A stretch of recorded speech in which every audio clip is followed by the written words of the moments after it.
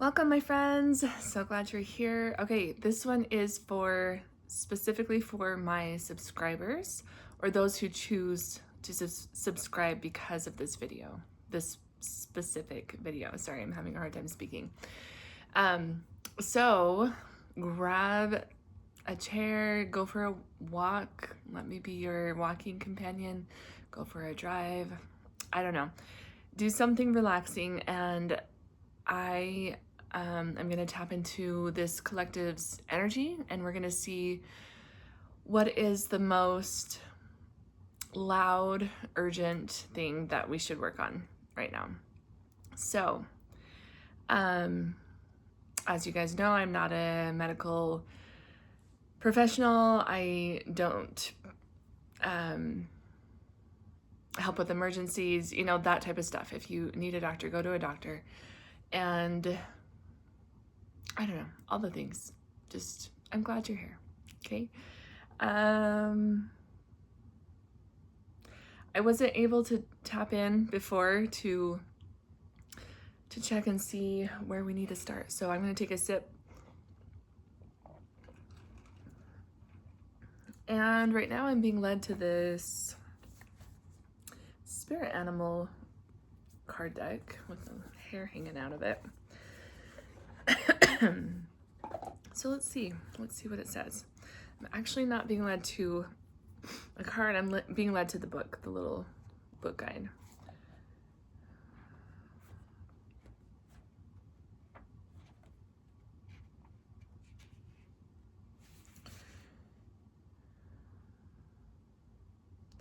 And I was led to Swan Spirit. Let's see, where do I need to start?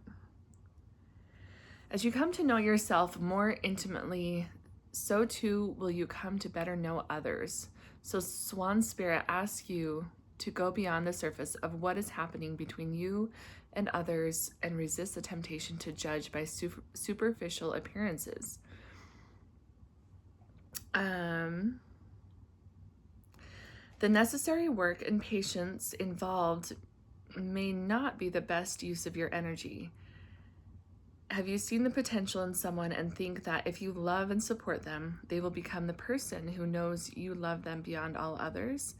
Have you stepped into an opportunity that you know feels too good to be true and might not turn out the way you hope?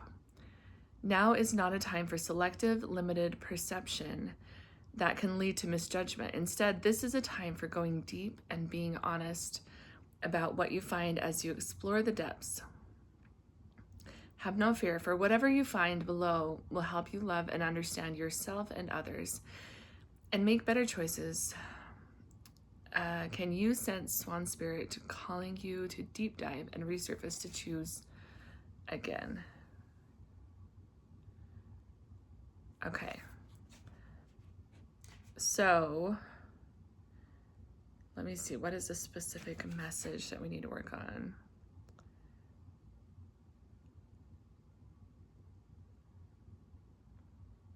Okay, so I am getting that the specific message is that, and what we're going to work on is being able to have depth as a person, not just for understanding and viewing others, but for viewing and understanding ourselves. So what is preventing us from being able to go below the surface of ourselves and others? And right away, I'm just seeing a blindfold. Why is there a blindfold?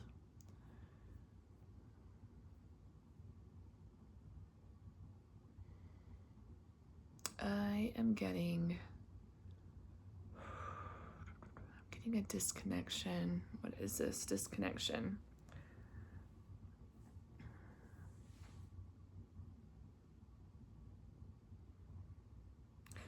Okay, now I'm seeing a part of ourselves that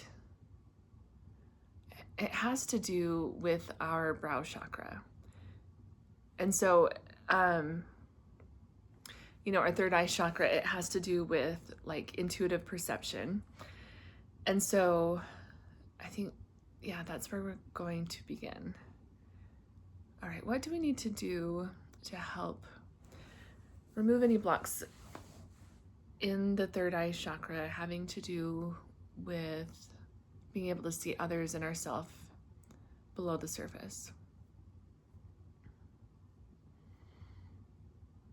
Okay, not surprised. Miasm comes up. Okay, I'm getting that. I'm getting a miasm of just like, don't look, it's not safe. So, specifically going against authority figures. So don't look, it's not safe. It's safe to stick with the status quo, basically.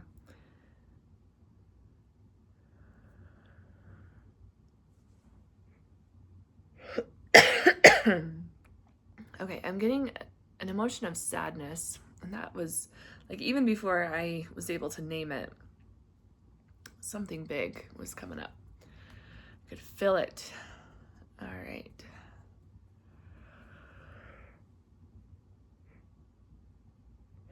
It's still stuck. Goodness. Okay.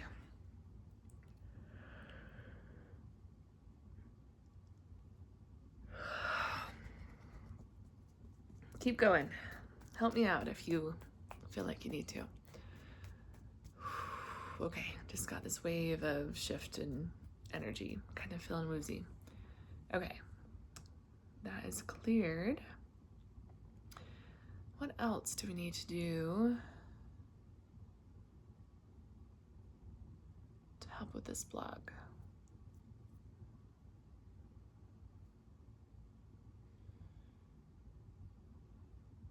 Okay, I'm getting that we need to work on the pineal gland, which is connected to the brow chakra, third eye chakra. I'm trying to figure out, I should probably call it by one name because I feel like I might be confusing people.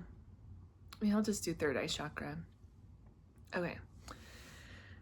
So the pineal gland, what do we need to do to help clear this out? Okay, a flood of emotions. What are these? Dread. Clearing out dread. What else? Sadness. Another sadness. I'm feeling that. Oh my goodness. Just like coming up from my diaphragm, and then my lungs are kind of burning on that one. Goodness. Okay, what else? Grief. Oh boy. And around that one, I'm feeling like I need to specify it's grief around. Okay, this could get deep. Stick with me. I'm feeling grief around getting to know someone and it not being either what you thought that person was, like who that person was, how they presented themselves, like your perception, or who they presented themselves as. That's what I'm getting. Okay, so one of those two things. And I feel like that is just so common because a lot of people put up a front when they're meeting someone new and they focus on like their similarities and then they start to like dig in and get to know a little bit deeper and don't like what they see, I guess. So grief around that. Okay, but here's where it might get a little bit deep is everyone is a mirror for ourselves. Oh man, I wish I had the exact quote. And I know I quote her all the time. I just love Sarah Elcaldi. If you're not following her on social media or watching her on YouTube, you're missing out. Okay, she's The Alchemist on YouTube. I think on Instagram too. Okay, so the other day she posted something that said something to the effect of friendship being like, oh, I'm just gonna butcher it.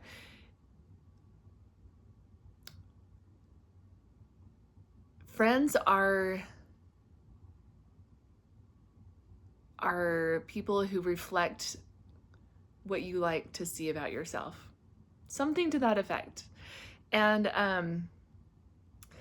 so we resonate with people that give us certain aspects of ourselves that we either I mean, we could really hate or we could really like. And so that's why we stick around in friendships, is because they reflect the part of ourselves. Like, we resonate with that part of them that mirrors back to us what we like about ourselves, that certain thing.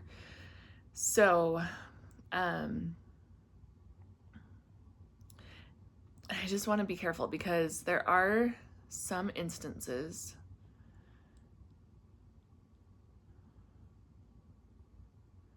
where people just can't, where people simply can't meet a deep person on their level. And so it can turn abusive. I'm just thinking of there are some people that are incapable, literally, of being a mirror for people who have gone really, really deep into their shadow work. And it's to the point where we become the mirrors and we're reflecting to them like this really deep stuff that they aren't willing to see. And so they close off, but that doesn't necessarily have to do with us. I'm like, could it be something that, like, a part of ourselves that we're not willing to see? I really don't think it is, because I don't know, just from personal experiences, I assure you, if that were the case, I would have worked on it. And I have tried to work on this, because I know that people are mirrors for us. And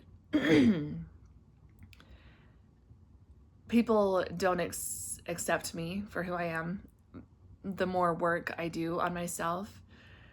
And it's like they get angry with me, but it's because I'm mirroring to them what they don't want to see, something that they've like buried deep inside. And so in that case, I'm just like not feeling the mirror effect at all. It's just a complete block, like complete wall up. Okay.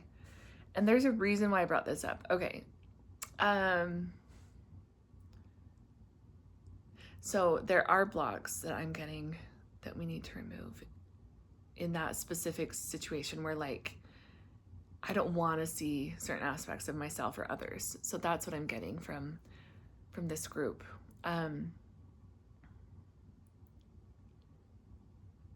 just wondering if there's anything we need to know. No, we're just going to like have the intention.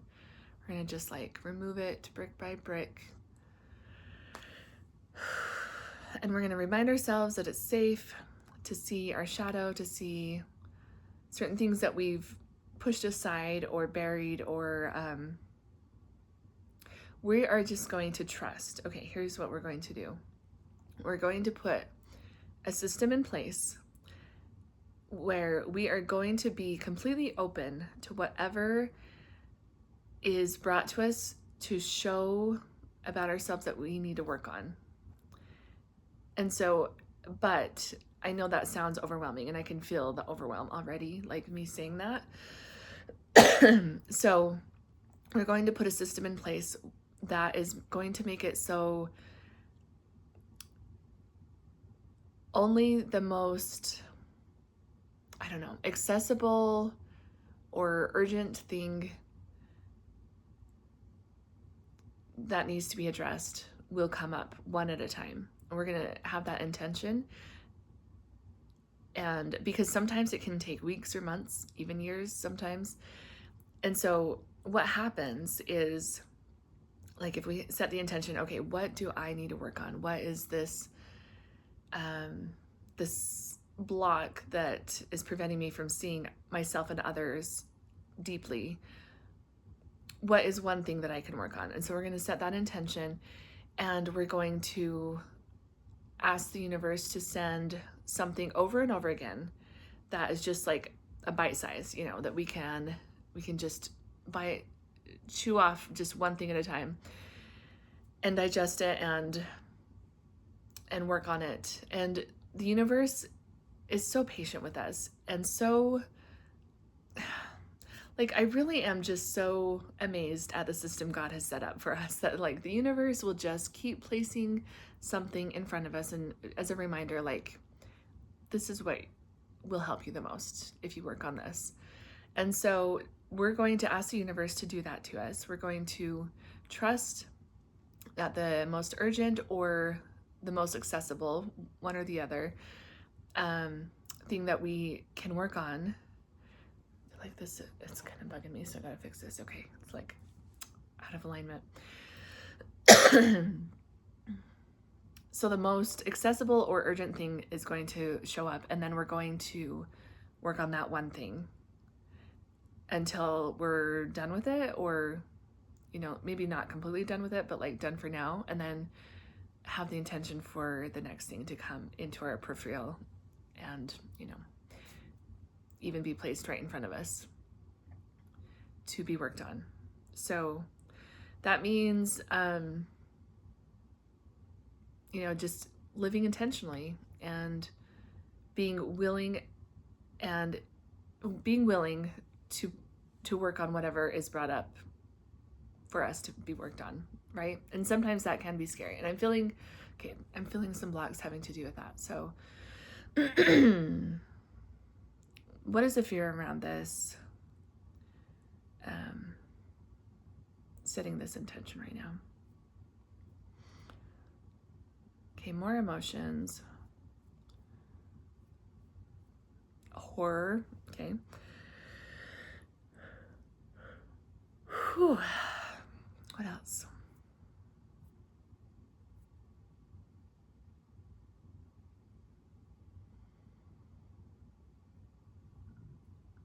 I'm feeling a physical trauma even is coming up. And this can happen, like there must, I'm feeling like it's tied to this horror. It could be inherited. It doesn't have to have come from this life. So anyway, there's a physical trauma having to do with that, and that can get stuck in our energy field as well. All right, fluffing up my hair. All right, let's see.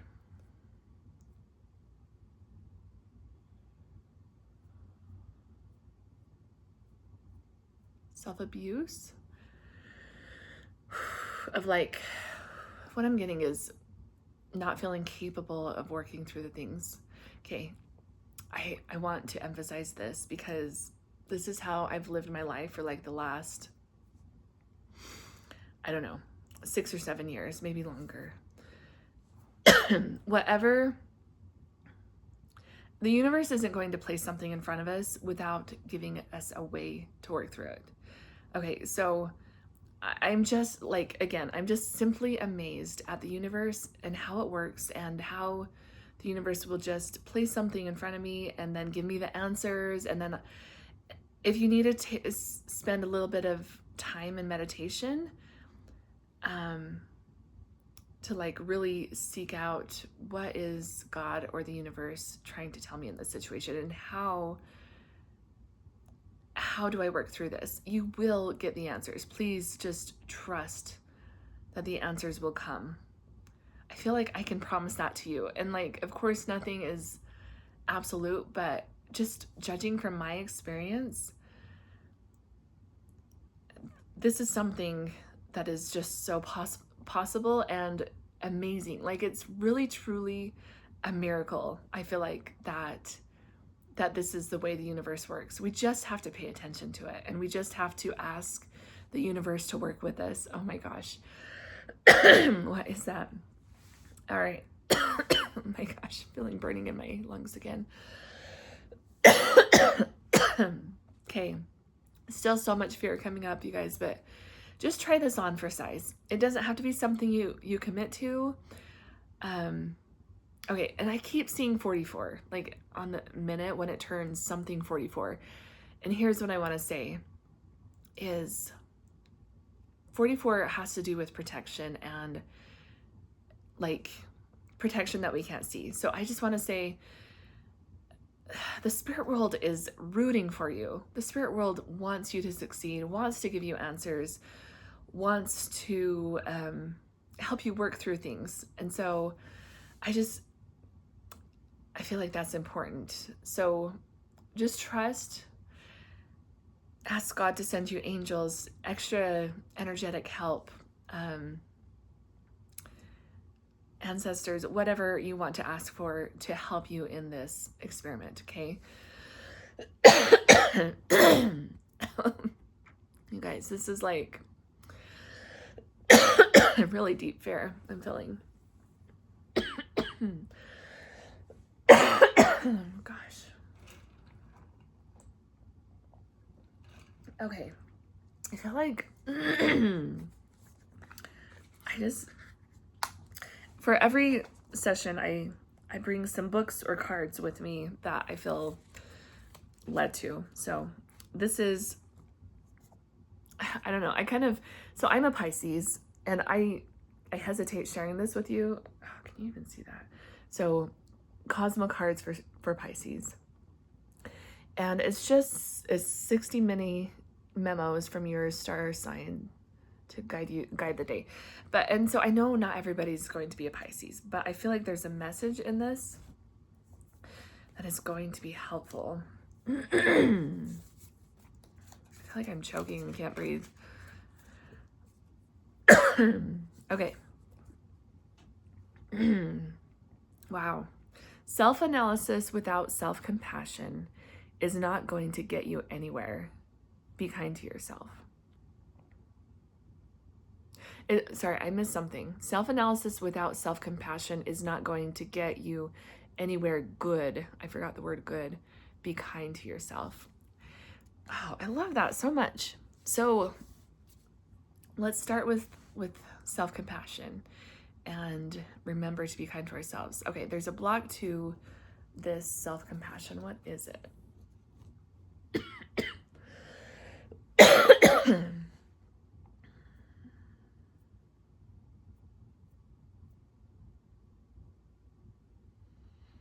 Some kind of PTSD, some random trauma. We're gonna clear out.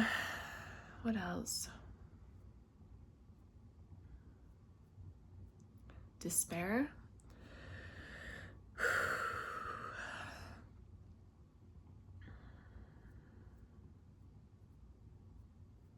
Another grief. Doesn't this just show like we are our worst, hardest critic? Just, yeah, makes me sad. So I can definitely relate to that. Okay, and here's where I want to set a little bit of an expectation, I guess, or define a little bit of clarity around this. Because I can hear people saying, but like, if I don't point out to myself like what needs to be done, what needs to be changed or whatever, then how are things going to change for the better? And that's what I want to address. There's definitely a fine line between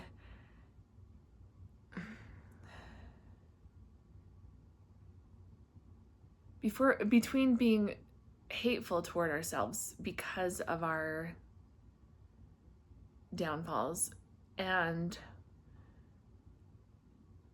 discernment, basically, like, and understanding what needs to be changed in order for me to progress and become a better human. So I feel like there's another card for that we need to figure out.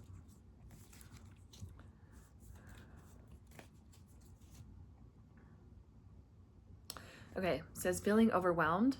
Close your eyes, breathe deeply, and imagine you're a mermaid for 5 minutes. It may not solve your problems, but it will make you feel better. Oh my gosh. I love that so much. That was so unexpected. Okay. And what I'm getting from that is recognize your magic. And if you want to pause this or do this after the video, imagine yourself as a mermaid. And I feel like this will help you understand your magic and your individuality, and that you have no one else can be you. No one else can be you. They can try to be you, but no, you have been placed here on this earth for a specific reason, and no one can replace you. Literally, no one can replace you. Please, please understand that. And so, okay, now that we've got that pep talk out of the way, let's see, what else do we need to work on?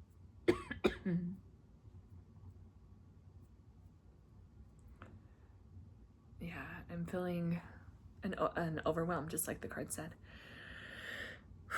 Coming up. I'm hearing, but I can't accept myself. Like, how can I accept myself? It's heavy.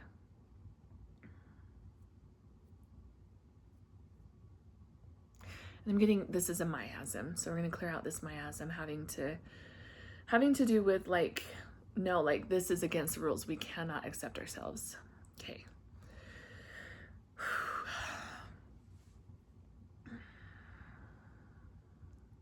What else?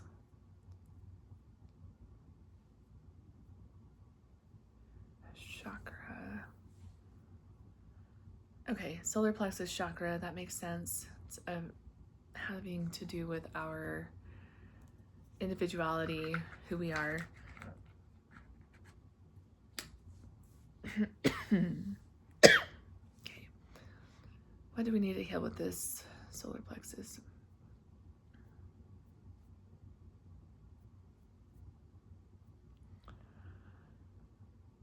I'm getting lust, but it's not like a sexual lust. It is having to do with lusting after trying to be like someone else, like desiring to be just like someone that you admire. So we're going to clear that out.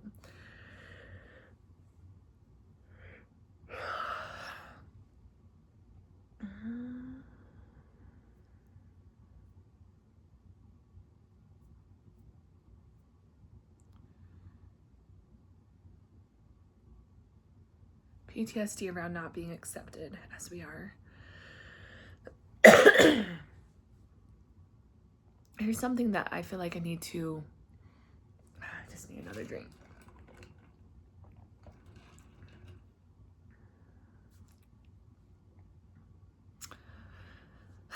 Oh man, something completely came and erased my brain, what I was going to say. Okay, if it's important, it'll come back. I am feeling like I need to get to this book. Let me see what makes sense.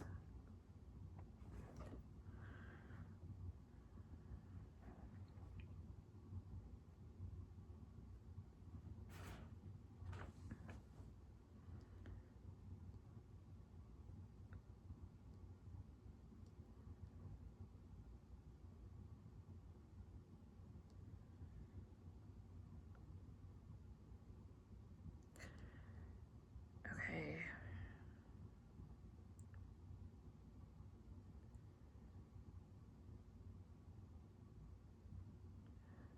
Oh, I love this. Okay.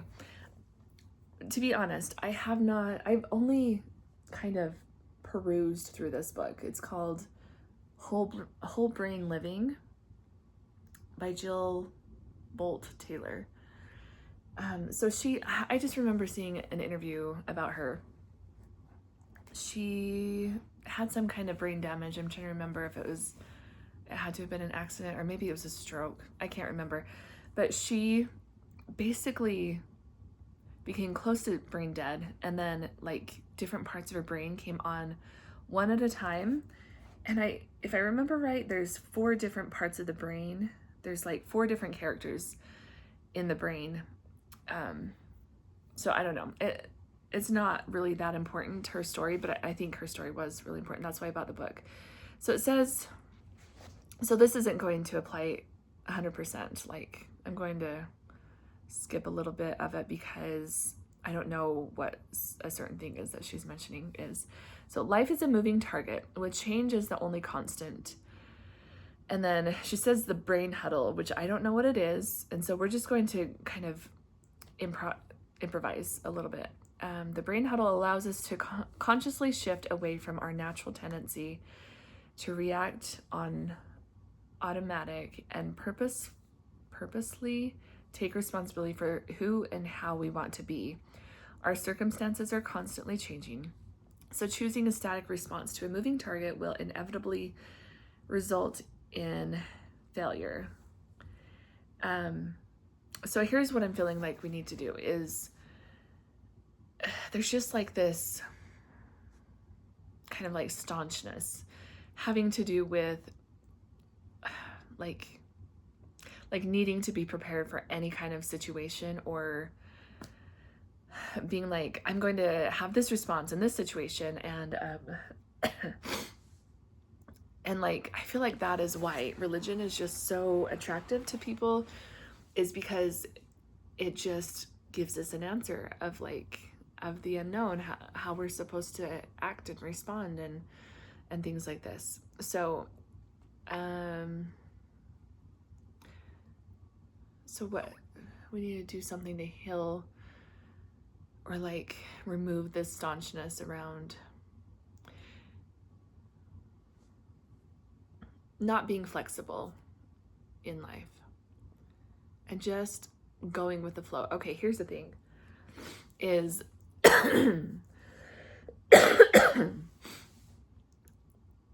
so going with the flow is a yin personality trait, and we know that it's a very yang world, so masculine, very masculine world, and it's not a very feminine world.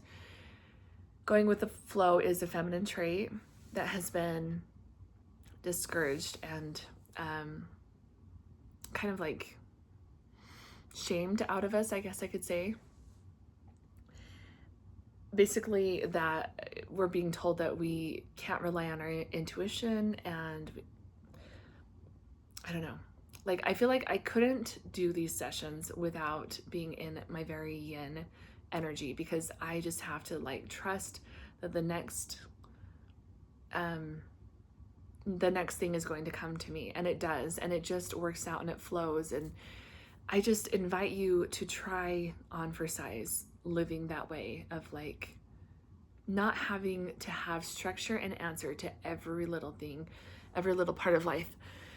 Take on a childlike demeanor. I mean, the scriptures even tell us to become like a little child, and I feel like this is part of it, is just going with the flow and being like, okay, let's explore life, and what is this? And like, even at my age, I'm 44, I feel like I have just been reborn, and I'm re-experiencing this life. It feels like for the first time, I'm just experiencing these brand new things at my age, you know, like, and it's because I have just embraced the yin side of me to like the extreme, because long story, but like just I experienced this ego death of I had no choice. Every structure that I had been placed around me and everything that I had placed around myself just completely collapsed during my spiritual awakening, and I had to experience that childlike demeanor again and experience life almost for the first time again through completely different eyes. And it's been such a beautiful experience going with the flow and experiencing life the way I feel like it was meant to be. Just we don't have this angry God looming over us saying you have to do this in order for my ego to be satisfied. You know, like, God is not that way. God is ever loving, and we can never make a bad choice, to be honest. Like, everything we do is for learning. Okay, I feel like that tangent was placed on me for a reason. We are going to get somewhere. Okay, tell me, what do we need to do to help heal? There is still stuff. Oh my gosh. Really stagnant stuff being moved out. Okay. Okay, so here's a question. What can we do to help us? What is blocking us from being in our yin energy and living with childlike curiosity?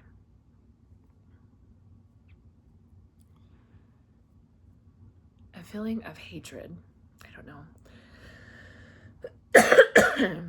It's not important. I'm getting that we need to clarify what this is having to do with.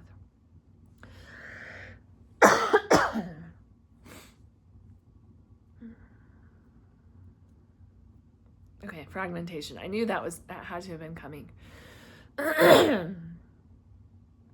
We were, oh my gosh, how am I going to make it through this? It was, again, kind of shamed out of us from a very young age of like,